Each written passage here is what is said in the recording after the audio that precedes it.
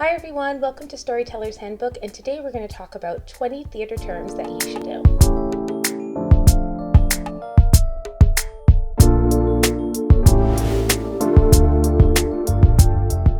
Hey everyone, Joelle Brown here, director, actress, author.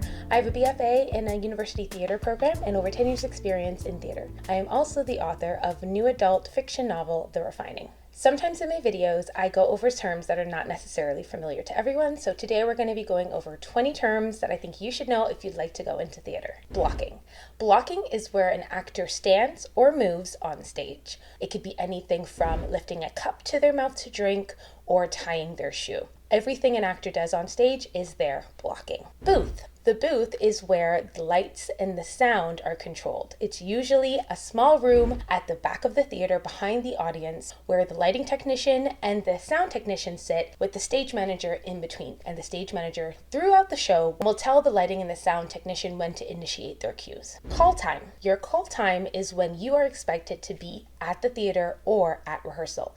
Now this is a term that's generally used for film and for TV, but some theater productions also use the term. It just means this is when we expect you to arrive. Cue or cue sheet. So a cue is any technical thing that happens on stage. It's anything that the stage manager will have to tell someone else to do, whether it's an assistant stage manager or a stagehand backstage, or it's someone in the booth with them, which would be the lighting and the sound person. Lighting cue, sound cue, pyrotechnics, a backdrop that's flown in, a number of different things. Now a cue sheet is a chart or a list of all the cues that happen in the show. Downstage, upstage, instage, outstage, stage right, stage left, and center stage. So way back when, stages used to be rigged. They weren't flat like they are now. They were tilted down towards the audience. You could see everyone in the front who was acting and everyone at the back who was acting. Now, instead of rigging the stage, which is actually quite dangerous, now we rig the audience. So the stage is flat and the audience is rigged. However, we still use these terms. Front of the stage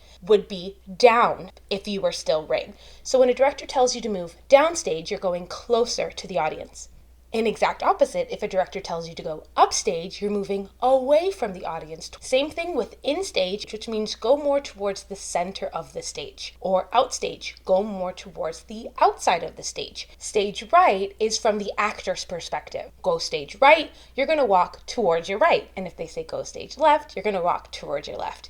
This is the most difficult for directors because it's the opposite for you. If you want your actors to move to your right, you're going to tell them stage left. And if you want actors to move to your left, you're going to tell them stage right. First read or read through. Your first read or your read through is the first time you sit down with all of your cast and sometimes the heads of all your departments like set, costume, props, and your stage manager, and you read through the script for the first time. Now this is a great opportunity for all the actors to meet each other, for the heads of the department to give their vision for what they're thinking for the show, and also for you to give your expectations to the entire company of what you expect in the rehearsal and production process. FOH Manager. FOH stands for front of house. Anyone who's working in the lobby of your theater or outside of where the actual performance will take place. So when people first walk in, if they have to give a ticket, program, buy any snacks or any merchandise, this would all happen in your front of house. So your front of house is managed by your front of house manager. Fourth wall. Now your stage, if you're set up in a traditional proscenium style stage, which most stages are, you're going to have 3 walls. Stage right, the back of the stage, and then stage left. So the fourth wall is the imaginary wall that actors create to pretend the audience isn't there. The audience is actually peeping inside a real life experience. And to make that real, the actors might look out into the audience in a mirror and fix their hair. They might look out into a window. When an actor breaks the fourth wall, they shatter that illusion by looking into the eyes of the audience and talk to the audience. If you don't do that in your show, then the audience just assumes there's a wall there. Gel.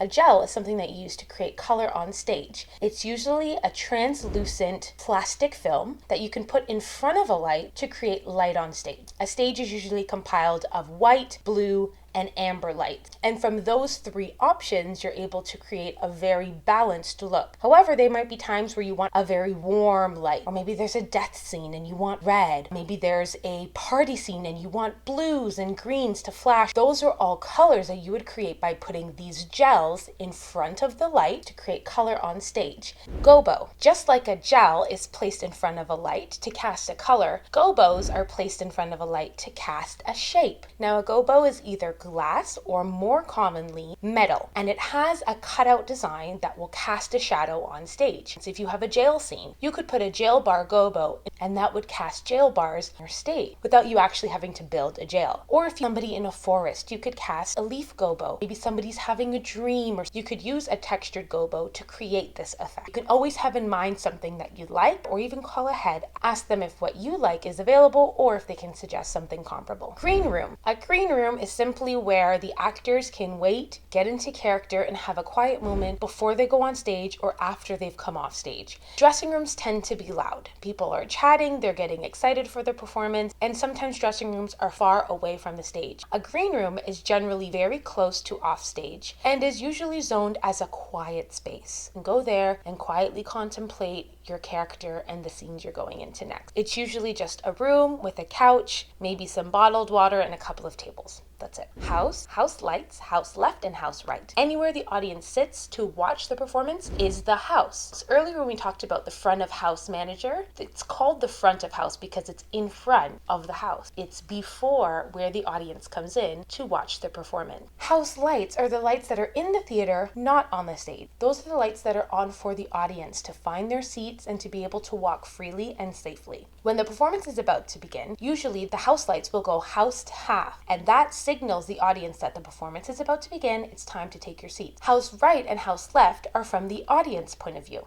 House right is to the right of the audience, and house left is to the left of the audience. If you're an actor standing on the stage, house left would be on your right, and house right would be on your left. Legs. Legs are the curtains that hang on the side of the stage off stage. They're usually a skinny strip of theater curtain fabric that has spaces in between so that actors, props, set pieces can enter from either downstage, midstage, or upstage. It also allows actors to wait right at the edge of the curtain, ready to go on stage without being seen from the audience. Load in, level set, cue to cue, tech, dress, and strike. Load in is usually the first day you're in the actual performance space. That's when you load in all of your costumes, your set, your props. Level set is when you decide the levels for your lighting and your sound cues, as well as any other cues on your cue sheet. If you have any sound cues, you'll decide how loud or soft they are, as well as whether they're coming from stage right or stage left, or both. Same thing for your lighting cues. You'll decide where your lights will be on stage, how bright or soft they are, what color they are, and how fast they will come up, as well as how fast they'll go down, as well as quick changes, because you need to make sure your actors have enough time with the dialogue in between their costume and their costume change. So you would also rehearse those sections during cue to cue as well. And you'll only rehearse those sections till everything seems like it's really smooth. Tech rehearsal is when you rehearse the entire show beginning to end without skipping any parts, but stopping and starting as needed if something needs to be fixed or redone, or if it's not smooth. When you're doing a tech rehearsal, although you're doing the entire play, your focus is mostly on the technical aspects. Dress rehearsal is the first time you try to do the performance without stopping, as if you had people in the audience. And so there's no stopping outside of safety, or if something is drastically wrong. It's like a real performance, except it's only for the company. Strike is when you've done all your performances. Congratulations, the show is over. Now you're going to take everything out of the theater and go put it in your storage. Taking all your tape off of the stage, you're getting all your costumes out, taking out all of your furniture, removing every trace that you were ever there. Notes. Notes are when a director gives feedback to their company. Feedback can be to actors after they've rehearsed a scene or an entire show, or it can be to part of their technical team after a tech or a dress rehearsal. Notes are what a director says to the company and how they can improve and things that need to be fixed. Off-book and off-book date. Off-book means you have your entire script memorized, word for word, exactly as it's written. Off-book date is the date you're expected to have your entire script memorized by. Props, hand props, personal props, prop table. So props is short for property. That's anything that an actor touches, holds, or walks with that is not part of the set or their costume. Now, sometimes there is crossover. If there's a play about a magical amulet, it might be part of someone's costume, but it's also a prop because maybe multiple people hold it, maybe somebody hides it, maybe there's a search for it, then somebody finds it. In that instance, it becomes a prop. Hand props are, like I mentioned, magical amulet that many people handle and touch. We go from actor to actor handling it, which is why it's called a hand prop. A personal prop is a prop that only one actor touches. That actor is responsible to bring it on stage with them and to take it off stage with them. That prop is only for that person and no one need touch it except them. Prop table is where you store all your props. Usually a prop table is labeled with tape with a size appropriate box for every single prop in the entire show. And that way, when a prop is missing, you'll see an empty box with a label and you know exactly which prop is missing and you'll be able to find it. Run, run through, and walk through. A run in and run through are going through your entire play top to bottom. Most times when you're rehearsing a play, you're rehearsing it scene by scene, part by part. A run or a run through is when you put the entire play together and rehearse it from beginning to end. Now that doesn't mean that you don't stop, but it may be the first time you're actually doing the entire play together. A walkthrough, or a stumble through as some people call it, can be of the entire play, or it can be of a particular scene. There may be scenes where there are set pieces missing, choreography missing, things that are missing that would make the scene complete, but the director would like to walk through it or stumble through it anyway. That means you're going to go through the scene or the entire play as best you can with the pieces of information that you do have.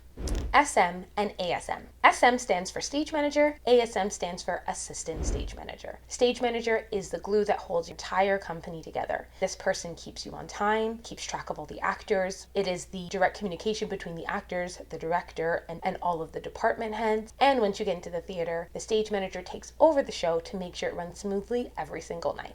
The ASM, or the Assistant Stage Manager, assists the Stage Manager. Spike, spike tape, and glow tape. Spike is when you mark the floor of the stage to direct actors or stagehands where someone or something should go. So if you place all your furniture for a scene on stage, you would put a piece of spike tape or glow tape at the back two corners or legs of the furniture. This allows the stagehands or actors to know exactly where to put that furniture once it's moved. Or if an actor has a special spot they have to hit, whether because a Gobo light is going to be there or a spotlight's going to be there, you can also spike the floor so the actor can see exactly where to stand. Spike tape is an umbrella term. Glow tape is a type of spike tape. Glow tape glows in the dark. Spike tape is a generic term for any tape you use to spike. You can color code your scene. You can use brightly colored tape to be able to use a Sharpie and write on them what scene and act that furniture is for, or what actor or character is supposed to stand on that spike. Glow tape can also be used to mark the steps in a staircase or anywhere there might be danger and company members need to see where they're going or see hazards when they're walking around in the dark. Well, that's it for 20 theater terms you need to know. I hope this video has been very helpful.